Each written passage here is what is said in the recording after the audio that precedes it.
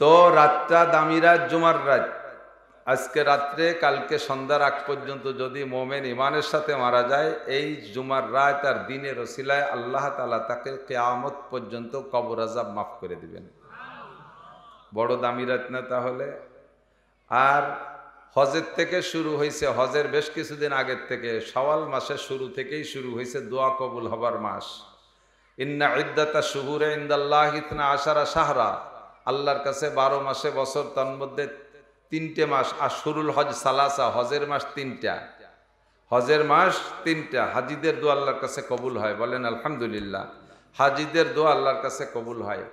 তো হাজিরা দোয়া করা শুরু করছে শাওয়াল মাসের 1 তারিখের থেকে। 3 মাসের নাম হজের মাস, শাওয়াল, জিলকদ, জিলহজ, 2টা চলে গেছে, আর আইনে হজের মাসটা রানিং। আর হাজিরা হজ করে বাড়ি ফেরার পরে যার যার দেশে, যে যে এলাকার হাজিরা যার যার দেশে যাবে, 40 দিন পর্যন্ত যে কোনো বৈধ দোয়া ওই হাজি সাহেব যদি করে, হাজি সাহেবকে দিয়ে আপনি করাইতে পারেন, তা আল্লাহ তাআলা কবুল করবেন। বলবেন না সুবহানাল্লাহ? হাজিদের কত দাম। যদি আপনার হাজিদের পর হিংসা থাকে, তাহলে আপনি হজ করে আসেন, নিজে হাজি হয়ে আসেন। আর একজনের দোয়া কবুল হবে বলে মনে মনে রাগ হচ্ছেন, রাগ হইয়েন না, আপনি যান হজ করে আসেন, সমস্যা নেই, আপনিও মকবুল হয়ে যান। তো হাজিদের দোয়া কবুল হয়। এখন হাজিরা হজ করে বাড়ি ফিরতেছে, ফ্লাইট শুরু হয়ে গেছে, ব্যাক ফ্লাইট। তো সারা দুনিয়ায় সব জায়গায় হাজিরা যার যার ঘরে যাইতেছে, গড়ে গোটা দুনিয়া জুড়ে এখন দোয়া কবুল হবার একটা উপযুক্ত মৌসুম। আমরা সে সময় বসছি। সেদিন এক হাজি সাহেব, আর কি বলে, বাংলাদেশি একজন হাজিদের কাছে দোয়া চাইছে, হুজুর আরাফাতের ময়দানে দোয়া কবুল হয়, মিনায় দোয়া কবুল হয়, মুজদালেফায় দোয়া কবুল হয়, শয়তানরে পাথর মারার সময় দোয়া কবুল হয়, তওয়াফের সময় কাবা ঘরের পাশ দিয়ে লব্বাইক বলে তওয়াফ করবেন, দোয়া কবুল হয়, সাই সফা মারওয়া, সফার মারওয়ায় যখন দৌড়ান সে সময় দোয়া কবুল হয়, বাংলাদেশের জন্য দোয়া করেন। হুজুর দোয়া চাইছে। সাথে আমি কমেন্টসে লিখে দিছি, বিশেষ করে কওমি মাদ্রাসার জন্য দোয়া করবেন যেন চামড়ার দাম বেশি পায়। সারা দেশে হুজুররা চামড়া গোছাইছে, ডক্টর ইউনুস সাহেব 1100 টাকা পিস কয়ে দিয়েছে, কিন্তু সে চামড়া ব্যাপারীরা 500 টাকার বেশি দেবে না। কয় ডক্টর কইলেই কি চামড়ার দাম বাড়িয়ে যায় নাকি? সরকার বলে দিয়েছে ধানের মন 1400 টাকা, বাজারে বিক্রি হয় 1100 টাকা, কইলেই হয় নাকি? কাজেই আমরা 500 টাকার বেশি দিতে পারবো না। তো দোয়া কবুল হবার মৌসুম, দোয়া করে যেন সারা দেশে সব কিছু মানুষের অনুকূলে আসে, একটু বলেন আমিন। হাজিদের দোয়া আমাদের জন্য, আমাদের দোয়া হাজিদের জন্য আল্লাহ তাআলা কবুল করে। জুমার রাত, মৌসুমটা বৃষ্টি বাদলের সময়, আর মাত্র 2-1 দিনের মধ্যে আষাঢ় মাস আসবে, তাই না? জ্যৈষ্ঠ মাসের শেষের দিকে চলতেছে। তো যে সময় যা সে সময় তা হওয়াটাই নিয়ামত। শীতের সময় শীত হওয়া নিয়ামত, গরমের সময় গরম হওয়া নিয়ামত, বৃষ্টির সময় বৃষ্টি হওয়া নিয়ামত, ঝড়ের সময় কিছু ঝড় টড় হওয়া একেবারে খারাপ না, পুরন ডালডুল ভেঙে ছুড়ে পড়ে গাছগুলো ফ্রেশ হয়ে যায়। এই জন্য ঝড় বাতাস কিছু হওয়াও নিয়ামত। তো এ সময় বৃষ্টি হওয়াটা নিয়ামত। বহুত ক্ষেত খামারে বৃষ্টির প্রয়োজন, কেন বৃষ্টি হচ্ছে না আল্লাহ জানে। ঈদের আগের দিন শুক্রবারে বৃষ্টি নামছে আমাদের অধিকার, এ পাশ পর্যন্ত গড়ে নামে নাই, গতকালকে সামান্য একটু নামছে। প্রচণ্ড গরম। আল্লাহ তাআলা আমাদের দোয়া কবুল করুন, প্রয়োজন পরিমাণ বৃষ্টিরও ব্যবস্থা করে দিক। ফাঁকে নিয়ামত, মাহফিলও একটা নিয়ামত। আলী হুসাইন আমার মাদ্রাসার, সুলতান শাহী মাদ্রাসা, ওই আমার গ্রামের নাম কইতে যে খালি কইছে শাহী গোড়াদার সুলতানুল মাদ্রাসা, শুরুতে সুলতান আছে কিন্তু সুলতান শাহী গ্রামের নাম। সুলতান মাহমুদ গজনবী রহমতুল্লাহ আলাইকে যখন এদের শাসন করতেন, তখন আমার গ্রামে এসে 1 সপ্তাহ ছিল, ওখানে বসে ওই এলাকা শাসন করে তারপরে চলে গেছে। এই জন্য ওনার নামের সাথে নাম মিলে আমার গ্রামের নাম সুলতান শাহী। শাহী মানে বাদশাহ, সুলতান মানে সুলতান মাহমুদ। তো আমার মাদ্রাসায় এই কয়দিনের মধ্যে কোনো বৃষ্টি বাদলই নেই। আমার মাদ্রাসার মাঠে অনেক বড় মাহফিল হয়। আপনাদের আলী হোসেন, এই যে মাহফিল যে আলী হোসেন মাইক, যে এই আলী হোসেনের মাইক গত বছর নিয়েছে, অত্যন্ত সুন্দর সার্ভিস দিয়েছে, ওর সাথে একটা ভালো সম্পর্ক। এই বর্ষাকালকে সামনে বাধায় ও গেছে দাওয়াত দিতে এই মাহফিল কর্তৃপক্ষের পক্ষ থেকে। আমি বললাম যে বৃষ্টি বাদল হলে, কয় যাওয়া হবে, মসজিদ আছে ইনশাআল্লাহ।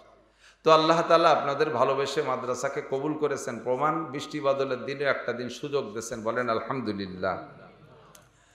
আল্লাহ পাক রব্বুল আলামিনের দরবারে সর্বক্ষণ দোয়া করি, ওয়াইজা সালতুম ফাসআলুল্লাহ। কিছু চাইতে হলে ডক্টর ইউনুসের কাছে, শেখ হাসিনার কাছে, খালেদা জিয়ার কাছে, বিএনপির নেতাদের কাছে, আওয়ামী লীগের নেতাদের কাছে চাইবেন নাকি আল্লাহর কাছে?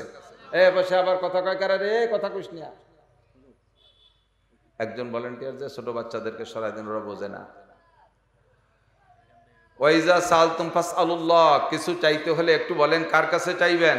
মানুষের কাছে, কোনো মখলুকের কাছে চাওয়া শিরিক। হুজুর দোয়া শিখাই দিয়েছে, আল্লাহ পাকও কোরআনে কারিমে শিখাই দিয়েছে, উদউ রাব্বাকুম তাদাররুআন ওয়া খুফিয়া, ডাকো তোমার রবকে, চাও তোমার রবের কাছে কেঁদে কেঁদে গোপনে, যার যে প্রয়োজন আছে সেটা গোপনে চাইবেন। নিজের দোয়া মোনাজাত যার যারটা সেই সে গোপনে করবেন। আল্লাহকে ডাকতে হলে গোপনে, জিকির করতে হলে আস্তে আস্তে জিকির করবেন, মালিকের সাথে কানে কানে কথা বলবেন। আমরা দোয়ারে আর এক ভাষায় বলি মোনাজাত না, দোয়া বা মোনাজাত বলি তো, মোনাজাত। মোনাজাত করেন না আপনারা? হুজুর একটু মোনাজাত করেন। মোনাজাতের আরবি শব্দের তর্জমা হলো নাজাই উনাজি। মোনাজাত মানে কানে কানে কথা কওয়া, গোপনে কথা বলা, এর নাম হলো মোনাজাত। তো মজলিসের ভিতরে জোরে জোরে বিভিন্ন কথা বলতেছে, কিন্তু একটা গোপন কথা এক মাতুব্বারের সাথে একটু আলাদা করে কইতে হবে। সে সময় কি কয়? কানে কানে কয় না, মানে কানের সাথে মুখ মিশিয়ে বলার নাম হলো কানে কানে কথা বলা। তো এইটা কি জোরে মাইকি কয়, চিল্লাই চিল্লাই কয় না ফিস ফিস করে আস্তে আস্তে কয়? ফিস ফিস করে আস্তে আস্তে বলে না। তো দোয়ার নামই হলো মোনাজাত। এটা বলতে হবে ফিস ফিস করে আস্তে আস্তে। যার যে প্রয়োজন আছে সে সেটা নিজেরটা আল্লাহর কাছে বলবেন। আপনার কি প্রয়োজন আছে এটা তো আমি জানি না, আর আমার কি প্রয়োজন তাও আপনি জানেন না। কথা বলেন ঠিক না? মসজিদের ইমাম সাহেবের দায়িত্ব দিয়েছেন, ইমাম সাহেবের নিজের জিন্দেগিতে যত সমস্যা আছে মোনাজাতের মধ্যে সেইগুলো কয়, আর মুসল্লিরা কয় আল্লাহুম্মা আমিন। তার মানে হুজুরের সমস্যাগুলো সমাধান করে দাও, আমাকে এগুলো থাক।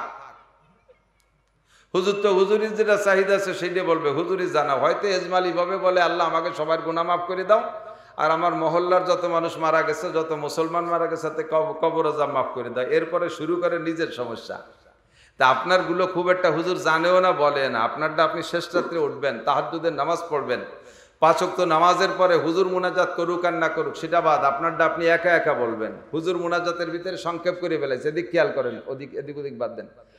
হুজুর মুনাজাতের ভিতরে সংক্ষেপ করছে গরমের ঠেলে, আল্লাহুম্মা আনতা সালাম আমিনকা সালাম তাবারাকতা ইয়া যাল জালালি ওয়াল ইকরাম বিরহমাতিকা ইয়া আরহামার রাহিম।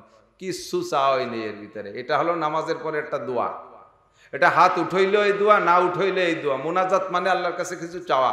তা আল্লাহুম্মা আনতা সালাম আমিনকা সালাম তাবারাকতা ইয়া যাল জালালি ওয়াল ইকরাম। আল্লাহ তুমি শান্তি, আল্লাহুম্মা আনতা সালাম আমিনকা সালাম, যত শান্তি তোমার পক্ষ থেকে আসে। এই কথাগুলো আল্লাহকে ওয়াজ করতেছি, আল্লাহরে বুঝাই দিচ্ছি। কিন্তু আল্লাহর কাছে কিছু চাইতে হবে না। মুনাজাতের ভিতরে যখন পড়েন রব্বানা যালামনা আনফুসানা ওয়া ইল্লাম তাগফির লানা ওয়া তারহামনা লানাকুনান্না মিনাল খাসিরিন, এই কথাটা হলো আল্লাহরে আপনি ওয়াজ করতেছেন, বুঝাচ্ছেন। কি বলতেছেন জানেন? রব্বানা যালামনা পড়েন না আপনারা?